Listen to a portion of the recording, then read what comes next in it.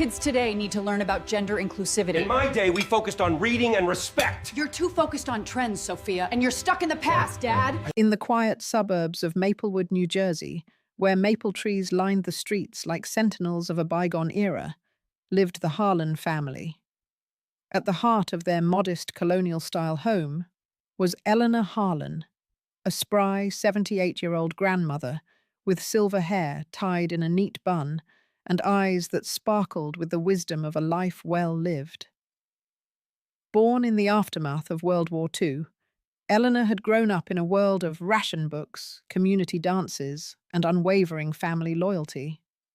She married her high school sweetheart, Robert, at 19, raised 3 children through the turbulent 1960s and 70s, and worked as a school teacher for 40 years, instilling values of hard work, respect for authority, and the importance of face-to-face connections. Now widowed for a decade, she spent her days tending to her vegetable garden, baking apple pies from her mother's recipe, and volunteering at the local church, where she led Bible study groups. To Eleanor, life was simple. Family came first, technology was a tool, not a crutch, and success meant stability, not flashy ambitions. Eleanor's son, Thomas, was 52, a middle management accountant at a firm in downtown Newark. He embodied the baby boomer ethos, driven by the American dream of home ownership, a steady job, and providing for his family. Thomas had married his wife, Linda, in his late 20s after a practical courtship. They had 2 children, their daughter, Sophia, now 28, and their son, Alex, 24. Thomas prided himself on being the provider, working long hours to afford the family's comfortable life, including the house with a white picket fence and annual vacations to Florida. He valued discipline, financial security, and traditional milestones like marriage and home buying before 30.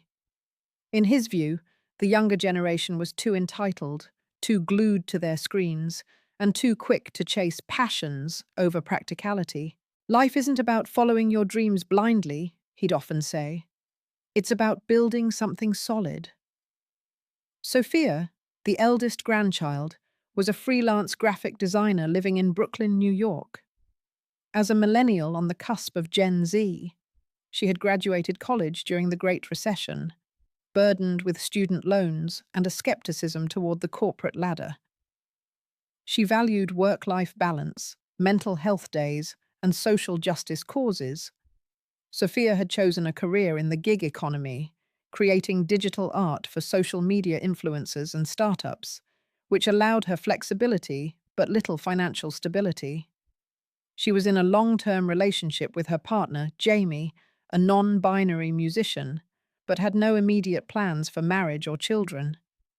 Why rush into labels, she'd argue. Life's about experiences, not checklists. Her brother, Alex, was even more emblematic of Gen Z. A recent college dropout, he lived at home while pursuing content creation on TikTok and YouTube, where he posted videos about climate change activism, veganism, and mental health awareness. Alex rejected traditional jobs, calling them soul-crushing, and spent hours on his phone, networking with online communities. He identified as pansexual and often clashed with his family's more conservative views on gender and relationships. The generational fault lines in the Harlan family had been simmering for years, but they erupted one crisp autumn weekend during their annual family reunion at the Maplewood home. It started innocently enough, with Eleanor preparing her famous roast chicken dinner, the aroma filling the house like a warm embrace from the past. Thomas and Linda arrived early, helping set the table with Eleanor's heirloom china. Sophia drove in from the city, her electric car humming quietly in the driveway, while Alex shuffled in from his basement room, earbuds dangling from his neck. As they gathered around the dinner table, the conversation began with pleasantries, Eleanor's garden yields, Thomas's latest promotion, but quickly veered into treacherous territory. It all sparked when Sophia mentioned her latest project, designing graphics for a campaign promoting LGBTQ+ rights in schools. It's amazing how kids today are so open about their identities, she said enthusiastically, passing the mashed potatoes. We need more education on gender fluidity to make spaces inclusive. Eleanor paused, her fork midway to her mouth, her face tightening. Sophia, dear, I appreciate your passion, but don't you think children should focus on basics like reading and math? All this talk about fluidity, in my day we had boys and girls, and that was that. It's confusing for young minds. Her voice was gentle but firm, rooted in the binary world she grew up in, where gender roles were clear. Men provided, women nurtured. Thomas chimed in, nodding vigorously. Mum's right. These schools are pushing agendas instead of teaching real skills. And Sophia, at your age, you should be thinking about settling down, buying a house. Jamie's nice, but when are you two getting married? You can't rent forever in that overpriced city. Sophia set her fork down, her cheeks flushing. Dad, marriage isn't the end-all for everyone. Jamie and I are happy as we are. We don't need a piece of paper to validate us. And Grandma, times have changed.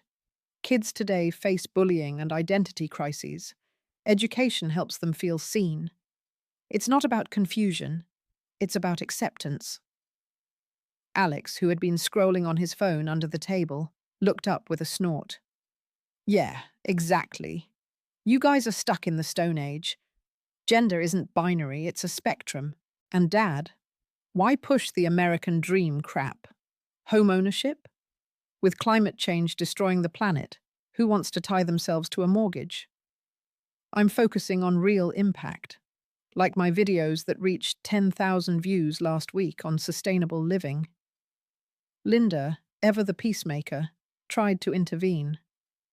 Let's not argue. We're family, we can respect differences. But the damage was done.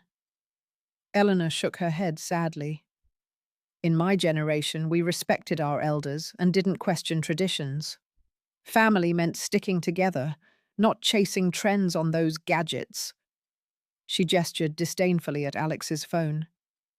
The tension escalated after dinner when the family moved to the living room for dessert.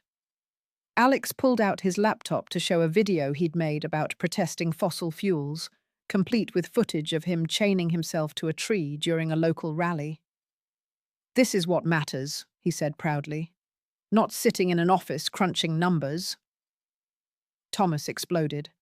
That's not a career, Alex. You're 24 and still living at home. I worked 2 jobs through college to support myself. Your generation expects everything handed to them. Free college, remote work, therapy for every little feeling. Life's hard. Deal with it. Alex shot back. Your generation ruined the economy and the environment. Boomers like you and Grandma hoarded wealth, ignored climate warnings, and now we're left with the mess. Therapy? Yeah, because growing up with parents who value work over family wrecked our mental health. Sophia jumped in, defending her brother.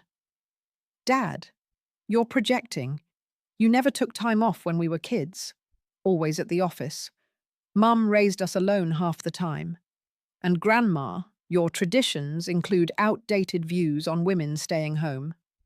I chose freelance so I can travel and live freely, not chain myself to a desk like you did. Eleanor, hurt but composed, replied, I stayed home because it was my choice, dear. We sacrificed for our children. Your freedoms come from our hard work. But all this protesting and self-care, it seems selfish. What about duty to family? The argument spiraled, voices overlapping in a cacophony of accusations. Thomas accused his children of laziness and ingratitude. Sophia and Alex fired back about rigidity and hypocrisy. Linda's pleas for calm fell on deaf ears. Finally, Eleanor stood, her voice cutting through the noise. Enough! This isn't how family behaves. We're all products of our times. But that doesn't mean we can't listen. The room fell silent, the weight of generations pressing down. That night, as everyone retired to their rooms, Sophia on the couch, Alex in the basement, Thomas and Linda in the guest room, Eleanor lay awake, reflecting on her own youth. She remembered clashing with her parents over the civil rights movement. Her mother had disapproved of her attending protests, calling it unladylike. Had she become the very thing she'd once resented? The next morning, over a breakfast of Eleanor's homemade pancakes, the air was thick with unspoken regrets. Thomas broke the ice. "Kids, I'm sorry for blowing up. I just worry. You're navigating a world I don't understand. The economy's tough. I want you secure." Sophia softened. "We get it, Dad. But security means different things now. For me, it's flexibility and purpose, not a 9 to 5. Alex nodded. "Yeah. And Grandma, I respect your values, but mine include fighting for the planet you left us. Maybe we can find common ground." Eleanor smiled, placing a hand on Alex's. "Let's try. Tell me about your videos. Perhaps I can help with stories from my time, how we rationed during the war, lived sustainably without knowing it." What followed was a tentative bridge building. Over the weekend, they shared stories. Eleanor recounted her experiences during the feminist movement of the 70s, surprising Sophia with tales of marching for women's rights. Thomas opened up about his fears of retirement in an unstable economy, admitting he envied his children's freedom. Sophia demonstrated her design software, showing how technology connected people globally, while Alex led a family walk in the nearby park, discussing eco-friendly habits that echoed Eleanor's frugal upbringing. By Sunday evening, as Sophia prepared to drive back to Brooklyn, and Alex promised to apply for part-time jobs alongside his content creation, the family gathered for a group hug. "We're different," Eleanor said, "but that's our strength. Let's promise to listen more, judge less." Thomas agreed. "And kids, if you need advice or a loan, just ask. We're in this together." Sophia laughed. "Deal. And Dad, maybe try therapy sometime. It's not weakness, it's growth." As the sun set over Maplewood, casting a golden glow on the Harlan home, the generational rifts hadn't vanished. They never fully do. But the family had taken the first steps toward understanding. In a world of rapid change, where values clashed like tectonic plates, the Harlans learned that resolution came not from winning arguments, but from sharing stories, empathizing with each other's eras, and choosing love over legacy. Eleanor watched her grandchildren drive away, her heart full.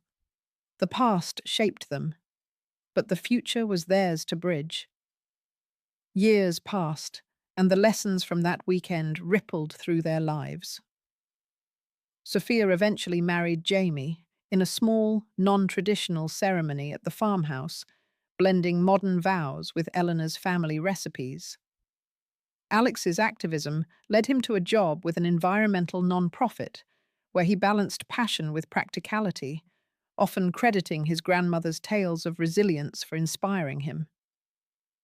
Thomas retired early, taking up gardening with Eleanor, and even started a blog about boomer wisdom in a Gen Z world, surprising everyone with his adaptability. Linda, the quiet glue, organized monthly family video calls, ensuring screens became tools for connection rather than division.